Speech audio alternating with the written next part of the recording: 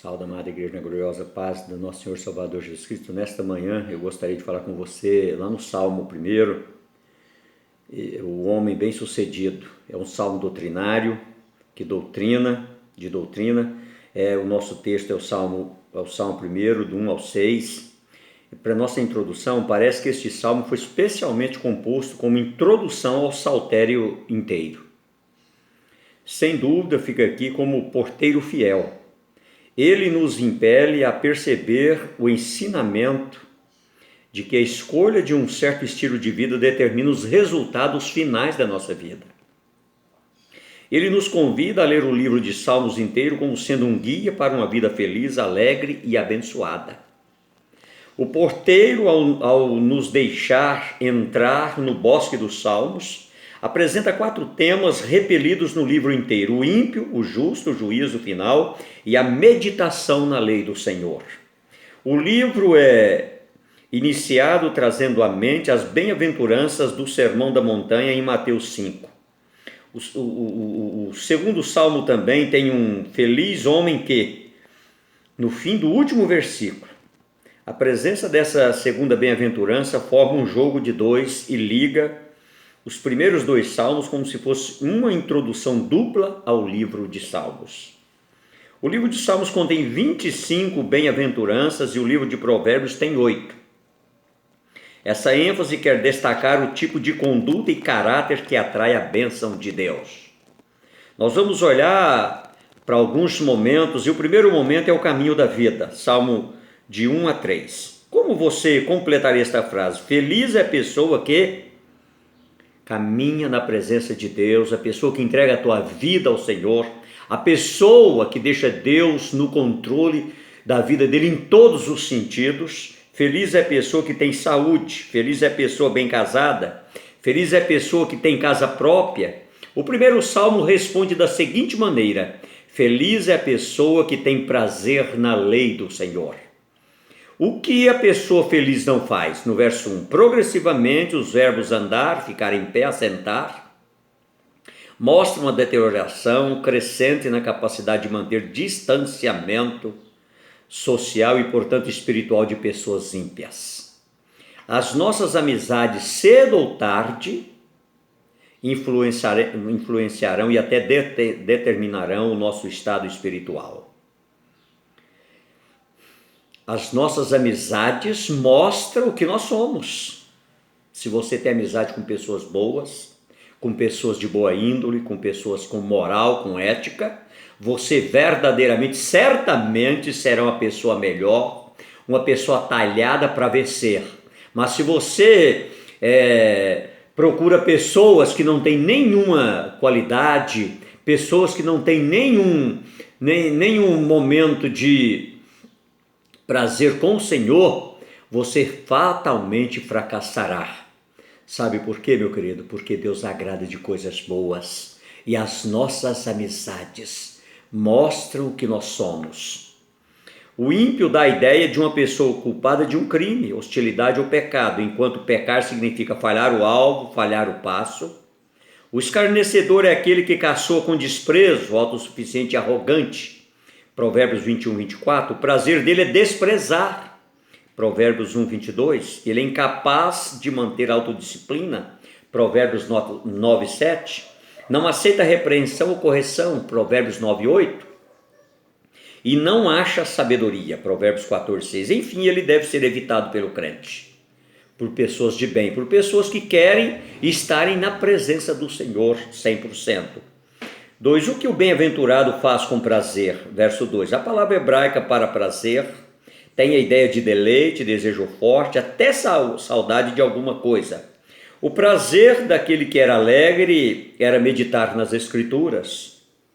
O elemento comum do verbo para meditar é que a ação vem do interior do ser humano e fica caracterizada como parte integral daquele indivíduo. O verbo fica traduzido como cochichar, sussurrar, recitar em voz baixa, planejar, gemer, soluçar e meditar. Meditar é um processo que se inicia no pensamento e quando as palavras saem do corpo através da boca, representam cogitações profundas, como se fossem uma extensão da pessoa. Neste caso, as cogitações foram sobre o Tora, os livros históricos e talvez alguns princípios dos livros de Provérbios, Jó, Eclesiastes, Cantares e Salmos. Esses livros fazem parte do conjunto de sabedoria que existem na palavra de Deus. Os livros proféticos não haviam sido escritos ainda. Lembre-se de que somente os escribas, sacerdotes, profetas e reis tinham acesso às escrituras, não as pessoas comuns. Elas escutavam e decoravam porções grandes das escrituras. Embora a falta de acesso às escrituras tenha trazido prejuízos, também trouxe vantagens. Uma das vantagens prováveis foi o processo de meditação, foi praticado por mais pessoas e de maneira mais profunda que nos dias de hoje. O resultado desse fato é que provavelmente havia mais pessoas saturadas com os pensamentos e princípios de Deus e, portanto, os praticavam. Muito diferente de hoje, que a maioria das pessoas só tem teoria, não tem prática, não praticam, não vivem aquilo que estão lendo e que a palavra de Deus determina para nós. 3. O resultado saudável da meditação continua nas palavras do Senhor, verso 3. O autor emprega uma metáfora comparando a pessoa que medita na palavra de Deus com uma árvore plantada ao lado de uma corrente de águas. O termo corrente vem do verbo hebraico que significa uma separação ou divisão no solo que pode ser natural ou feita por homem. A água passa nessas divisões. A grande maioria dos usos no Antigo Testamento refere-se às divisões feitas por homens, que são regos ou canais de irrigação. Nesse versículo, a corrente é um canal de irrigação onde nunca falta água. As duas, a árvore e a pessoa que medita na palavra, tem uma fonte que supre todos os ingredientes para manter uma vida verdejante no meio de uma sequidão. Pode acontecer na vida desta pessoa um tempo seco de tristeza, de crise financeira, de decepção pessoal, de doença, de morte de um familiar, mas a folha não morre, nem murcha. Ao contrário, ela produz o fruto do Espírito Santo, alegria, amor, perseverança, etc. Ela está... Basta o cheiro das águas do Espírito para que ela comece a reverdecer novamente. O caminho da condenação, o segundo momento, Salmos 4, 1, 4, 6. O verbo 4 emprega mais uma figura de linguagem comparando os ímpios com a palha. O autor quer enfatizar um resultado contrário ao dos justos. Os ímpios não têm raízes para segurá-lo nos tempos secos. Os ventos levam-nos para qualquer canto do mundo espiritual e moral. E eles ficam amarelados, de fato. A cor representa a ausência de vida. São moralmente e eternamente sem vida. Os únicos que ficarão em pé, um trocadilho com o verbo do primeiro verso, depois do julgamento final, serão aqueles que tiverem desenvolvido raízes na pessoa de Deus, o Senhor de Israel. Como os justos não devem ficar em pé na roda dos ímpios, os ímpios não podem ficar em pé na roda dos justos. Deus conhece o caminho do justo, ele tem um conhecimento derivado da sua experiência com aquele homem que sabe e faz o que é moralmente certo. Os padrões éticos foram estabelecidos por Deus e as pessoas que o seguem são chamadas os certos ou os justos. É interessante notar que o caminho do ímpio perecerá, não o ímpio em si.